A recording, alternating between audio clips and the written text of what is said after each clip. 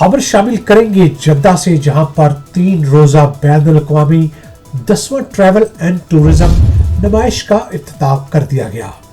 नुमाइश में 30 ममालिक के 125 से जायद travels and tourism agents company शिरकत कर रही है, जबकि नुमाइश में पहली बार पाकिस्तानी पवेलियन भी सजाया गया। मज़ीद तफसीलात जानेंगे हमारे नुमाइंदे हसन बट की इस रिपोर्ट में।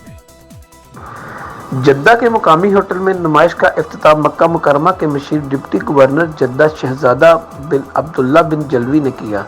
नुमाइश के पहले रोज ही टूरिज्म के शौकीन हजारों अफराद ने नुमाइशी मरकज का रुख किया और स्टॉल्स के दौरे किए। नुमाइश में डिस्कोर पाकिस्तान के नाम से सजाया गया। पहली बार पाकिस्तान पवेलियन का इफ्तिताह सफीर पाकिस्तान राजा अली एजाज और कौंसल जनरल जद्दा खालिद मजीद ने किया।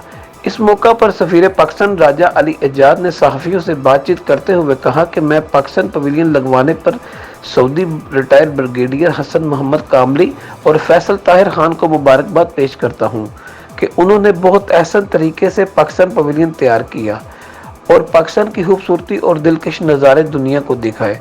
हमारी ख्वाहिश है कि हम पाकिस्तान के अंदर ओवरसीज़ को ज़्यादा से ज़्यादा लेकर जाएं और अपने वज़ीर आज़म के टूरिज़्म विजन को आगे बढ़ाएं।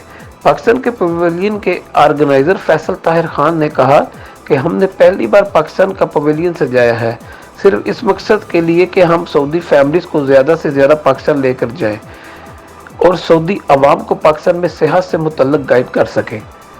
नुमाइश में पाकिस्तान स्कूल के बच्चों ने अपने रवायती अंदाज में 4 सूबों के लिबास के साथ कल्चर शो पेश करके शौकीन से खूब दाद ली और नुमाइश को 4 चांद लगा दिए।